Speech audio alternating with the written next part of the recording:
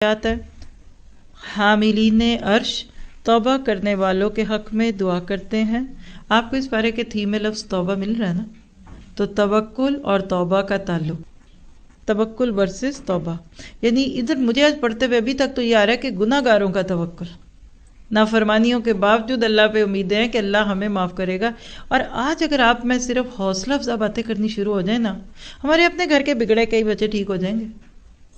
ایک تو ہم بات کرتے ہی کوئی نہیں، کھلی چھٹی دے دیتے ہیں، ڈرتے بڑے ان سے، نہیں غلط کرتے ہیں ہم، غلط چیزوں میں بچوں کو پروموٹ کرتے ہیں، نہیں کرنا، لیکن غلط کو غلط کہتے ہوئے ان کے لیے امیدوں کے دروازے کھلے رکھیے تو اللہ تعالیٰ ان کو ضرور پلٹا کر لائے گا۔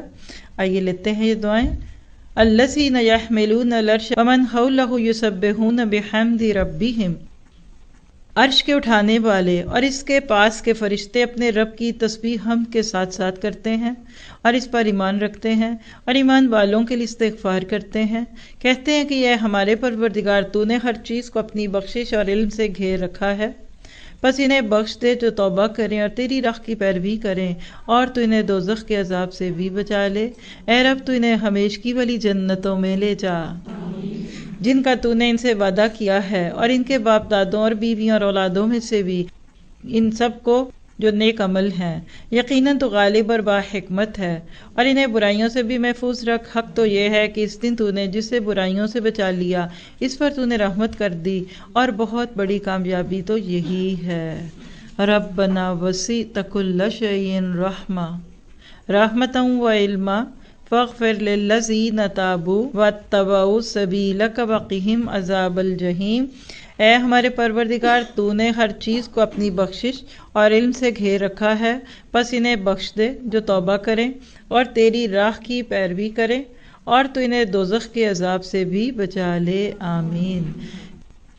جب آپ ایسے حالات میں آئیں کہ فرشتے آپ کے لیے دعائیں کریں تو یہ وہ مقام ہے جس وقت آپ کہہ سکتے ہیں کہ عرشیوں کی دعائیں فرشیوں کے لیے۔ یہ بدر کی فتوحات جیسی فتوحات ایسے نہیں ہوتی۔ ایک صحابی کہتے ہیں کہ بدر کے میدان میں میں نے ایک آواز سنی، ہزوم جلدی کرو۔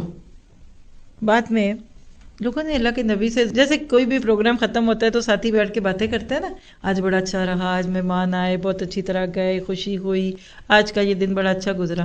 تو صحابہ بھی ایسی دل جوئیاں اور بڑی دل لگیاں کرتے تھے اللہ کے نبی سے۔ کہا اللہ کے نبی وہاں میں بیٹھا تھا، میں نے یہ آواز سنی، ہزوم جلدی کرو۔ تو آپ نے کہا تمہیں پتہ یہ کیا تھا؟ یہ جبرائیل کے گھوڑے کا نام ہے، اور جبرائیل گھوڑے کو کہہ رہے تھے ہزوم جلدی کرو۔ واللہ جہاں ہم پیچھے رہ جائیں گے نا فرشتے آ جائیں گے، لیکن اپنے آپ کو کھڑا رکھیے، اپنے اندر پہلے وہ طاقت تو پیدا کیجئے نا کہ جو اللہ تعالیٰ آپ کے کام تو کرے۔ یہ اس کے بغیر فرشتے نہیں آتے، ایم ہی مارے جائیں گے۔ آپ کود پڑے جا کے آگ میں کہ ابراہیم کو آگ نے بچا لیا تھا تو مجھے بھی بچا لے گی، نہیں بچائے گی آپ کو مجھے آگ جب تک تفویض الامر نہیں ہوگا۔ اپنے مونڈے ہولے کرے، یہ ہے تفویض الامر۔ لوگ کہتے ہیں آپ اتنے خوش کیسے رہتے ہیں، آپ پریشان کیوں نہیں ہوتے؟ بھئی کیا ضرورت ہے نا ہمارا رب جس کے اوپر معاملے ڈالے میں۔ کچھ لوگوں کا صرف کام ہولنا اور ہلانا اور کھپنا اور کھپانا اور مسئلے پیش کرنا، وہ خود ہی مسئلہ ہوتے ہیں، کیونکہ وہ ان کے خیال میں ہوتا ہے سارا کچھ میں کر لوں گا۔ بھئی میں کچھ نہیں کر سکتی، لا حول ولا قوت الا باللہ، وما توفیق الا باللہ، ہے ہی کچھ نہیں۔ بندے کا ایک یہ انگلی نہیں اٹھا سکتا بندہ اپنی مرضی سے، یہ زبان نہیں چل سکتی، یہ کان نہیں سن سکتے۔ تو جب آپ پورے سرنڈر کر دیتے نا، ہینڈز اپ، کہ اللہ یہ پکڑ، میں بیٹھا ہوں، اب باقی کام تو کر۔ آج کے مسلمان کو اگر یہ بات سمجھ آ جائے، پوری دنیا مسلمان کی ہے، اور امن چین کے ساتھ